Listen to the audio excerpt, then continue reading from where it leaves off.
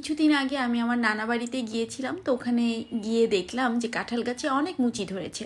তো দেখেই আমার কাছে মনে হলো যে এই চান্সটা মিস করা যাবে না, কারণ কাঁঠালের মুচি ভর্তা বানিয়ে খেতে আমার কাছে বেশ ভালো লাগে। আমার মতো হয়তো অনেকেই আছেন যারা মুচি ভর্তা খুবই পছন্দ করেন, তো তারা কিন্তু কমেন্ট করে জানাতে পারেন। অনেকেই অনেকভাবে কাঁঠালের মুচি ভর্তা বানিয়ে থাকে, কিন্তু আজকে আমি একটু ভিন্নভাবে মুচি ভর্তাটা তৈরি করব। আশা করছি আপনাদের ভালো লাগবে। তো প্রথমেই আমি যেই মুচিগুলো ছিল সেগুলো ভালোভাবে ধুয়ে নিয়েছি, ধুয়ে পরিষ্কার করে এখন একটা ছুরির সাহায্যে একটু ছোট ছোট করে কেটে নিচ্ছি। অনেকে আছে মুচি ভর্তা পাটায় পিষে তারপর বানিয়ে থাকে। এটা যার যার ইচ্ছা, আপনারা যে যেইভাবে মুচি ভর্তা খেতে পছন্দ করেন সেভাবেই বানাতে পারেন।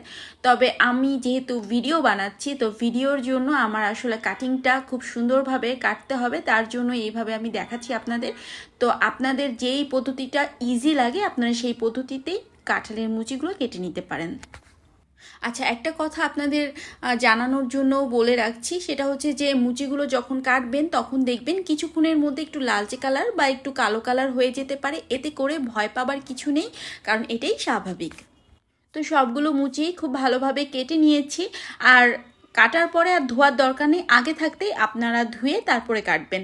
তারপর এখন আমি ভর্তা বানাবো। তো প্রথমেই শুকনা মরিচ নিয়েছি, 2টা শুকনা মরিচ আমি পুড়িয়ে নিয়েছি। কেউ যদি ঝাল খেতে বেশি পছন্দ করেন তাহলে সেই ক্ষেত্রে 3টা নিতে পারেন। তারপর একটু লবণ দিলাম, আর লবণের সাথে শুকনা মরিচটাকে খুব ভালোভাবে মিশিয়ে নিচ্ছি।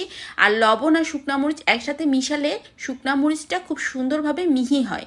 এটা হয়তো অনেকেই জানেন না, তো জানিয়ে দিলাম। তারপর এই মুচি ভর্তাটা যাতে অনেক বেশি টেস্টি হয় তার জন্য এখানে আমি কিছুটা তেঁতুল নিয়েছি, কারণ তেঁতুল না দিলে না মুচি ভর্তাটার পারফেক্ট যে স্বাদ সেটা পাওয়া যাবে না।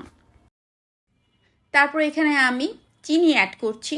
চিনিটা কিন্তু অবশ্যই দিবেন, কারণ এই মুচি ভর্তাটা টক ঝাল মিষ্টির যে একটা সংমিশ্রণ, সেটা যদি না থাকে তাহলে মজা লাগে না। তো সবগুলোই কিন্তু একটু একটু করে দিতে হবে। তবে আপনারা যদি চিনির পরিমাণটা একটু কম খেতে পছন্দ করেন তাহলে সেক্ষেত্রে কম দিতে পারেন, আর চিনির পরিবর্তে কিন্তু আপনারা গুড়ও দিতে পারবেন। অনেকেই আছে যে মুচি ভর্তার মধ্যে ধনেপাতা খেতে পছন্দ করে, তো আজকে আমি ধনেপাতা অ্যাড করলাম না, কারণ আমার কাছে মনে হয় যে ধনেপাতা অ্যাড করলে মুচির যেই আসল ঘ্রাণটা সেটা পাওয়া যায় না। তো তার জন্য আমি অ্যাড করলাম না। আপনাদের যদি ইচ্ছা হয় আপনারা করতে পারেন। তো আমি এখানে একটু টেস্টি হওয়ার জন্য সরিষার তেল অ্যাড করছি। সরিষার তেল দিলে অনেক বেশি মজাদার হয়। এখন খুব ভালোভাবে মাখিয়ে নিচ্ছি, আর মাখানোর কাজটা শেষ হয়ে গেলেই হয়ে যাবে কাঁঠালের টক ঝাল মিষ্টি মুচির ভর্তা। এটা কিন্তু খেতে সত্যি খুব দারুণ হয়। যারা এখনও ট্রাই করেননি ট্রাই করে দেখতে পারেন, ইনশাল্লাহ আপনাদের ভালো লাগবে। তো আশা করছি আজকের এই ছোট্ট রেসিপিটি আপনাদের ভালো লেগেছে। ভালো লাগলে লাইক কমেন্ট আর শেয়ার করে দিবেন, আর আমার সাথে কানেক্টেড থাকবেন।